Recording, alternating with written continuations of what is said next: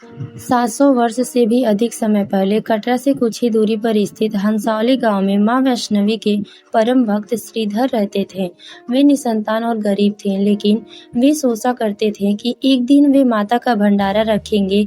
एक दिन श्रीधर ने आसपास के सभी गांव वालों को प्रसाद ग्रहण करने का न्योता दिया और भंडारे वाले दिन श्रीधर अनुरोध करते हुए सभी के घर बारी बारी तक गए ताकि उन्हें खाना बनाने की सामग्री मिले और वह खाना बनाकर मेहमानों को भंडारे वाले दिन खिला सकें।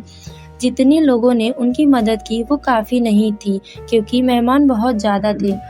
वह सोच रहे थे कि इतने कम सामान के साथ भंडारा कैसे होगा। भंडारे के एक दिन पहले श्रीधर एक पल के लिए भी सो नहीं पा रहे थे, यह सोचकर कि वह मेहमानों को भोजन कैसे करा सकेंगे। वह सुबह तक समस्याओं से घिरे हुए थे और बस उसे अब देवी माँ से ही आस थी। वह अपनी झोपड़ी के बाहर पूजा करने के लिए बैठ गए। दोपहर तक मेहमान आना शुरू हो गए। श्रीधर को पूजा करते देख वे जहाँ जगह दिखी वहाँ बैठ गए। सभी लोग श्रीधर की छोटी सी कुटिया में आसानी से बैठ गए।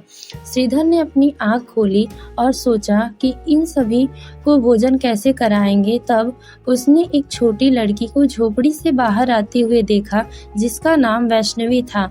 वह भगवान की कृपा से आई थी। वह सभी को स्वादिष्ट भोजन परोस रही थी। भंडारा बहुत अच्छी तरह से संपन्न हो गया। भंडारे के बाद श्रीधर उस छोटी सी लड़की वैष्णवी के बारे में जानने के लिए उत्सुक थे, पर वैष्णवी गायब हो गई और उसके बाद किसी को नहीं दिखाई दी। बहुत दिनों के बाद श्रीधर को उस छोटी सी लड़की का सपना आया। उसमें स्पष्ट हुआ कि वह माँ वैष्णवी थी, माता रानी के रूप में आई। वह लड़की माता रानी थी। कुछ लोगों ने उन्हें पहाड़ी वाले गुफा में जाते देखा।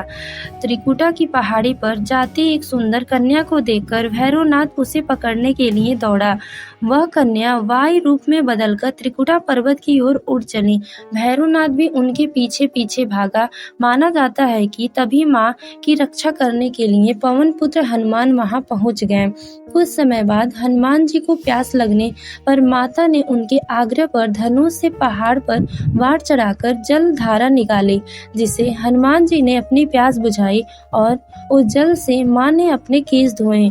फिर वहीं एक गुफा में प्रवेश कर माता ने 9 माह तक तपस्या की। हनुमान जी ने पहरा दिया।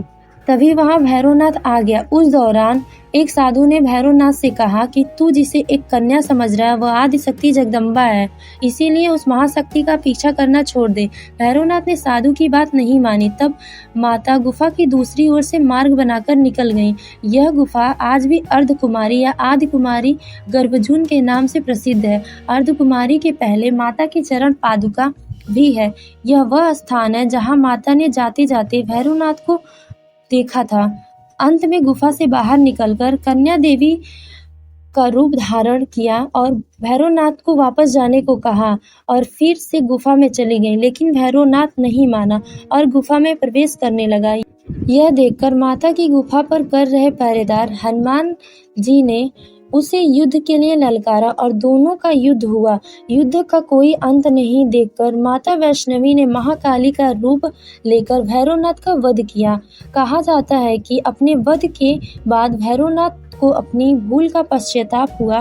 तब उसने माँ से क्षमादान की भीख मांगी। माता वैष्णो देवी जानती थी कि उन पर हमला करने के पीछे भैरव की मुख्य मंशा मोक्ष प्राप्त करने की थी। तब उन्होंने न केवल भैरव को पुनर्जीवन के चक्र से मुक्त प्रदान किया, बल्कि उसे वरदान देते हुए कहा कि मेरे दर्शन तब तक पूरे नहीं माने जाएंगे जब तक कोई भक्त मेरे बाद तुम्हारे दर्शन नहीं करेगा।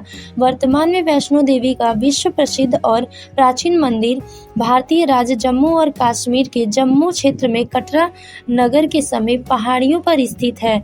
इन पहाड़ियों को त्रिकुटा पहाड़ी कहते हैं। यहीं पर लगभग 5200 फीट की ऊंचाई पर स्थित माता रानी का मंदिर है। यह भारत में तिरुमला वेंकटेश्वर मंदिर के बाद दूसरा सर्वाधिक देखा जाने वाला धार्मिक तीर्थ स्थल है। त्रिकुटा की पहाड़ियों पर स्थित एक गुफा माता वैष्णो देवी की स्वयंभू 3 मूर्तियां हैं। देवी काली दाएं सरस्वती बाएं और लक्ष्मी मध्य पिंड के रूप में गुफा में विराजित हैं। इन तीनों पिंडों के सम्मिलित रूप को वैष्णो देवी माता कहा जाता है। इस स्थान को माता का भवन कहा जाता है। पवित्र गुफा की लंबाई 98 फीट है। इस गुफा में एक बड़ा चबूतरा बना है। इस चबूतरे पर माता का आसन है, जहां देवी त्रिपुटा अपनी माता के साथ विराजमान रहती हैं। यह भवन व स्थान है जहां माता ने भैरव का वध किया। प्राचीन गुफा के समक्ष भैरव का शरीर मौजूद है और उसका सिर उड़कर 3 किलोमीटर दूरी भैरव घाटी में चला गया और शरीर यहाँ रह गया। जिस स्थान पर सिर गिरा, आज उस स्थान को भैरव के मंदिर के नाम से जाना जाता है। कटरा से ही वैष्णो देवी की पैदल चढ़ाई शुरू होती है, जो भवन तक करीब 13 किलोमीटर और भैरव मंदिर एक तक 14.5 किलोमीटर है। Thank you for watching my video and ये स्टोरी आप लोगों को थोड़ा भी पसंद आया हो तो प्लीज़ मेरे चैनल को सब्सक्राइब करें। Thank you so much.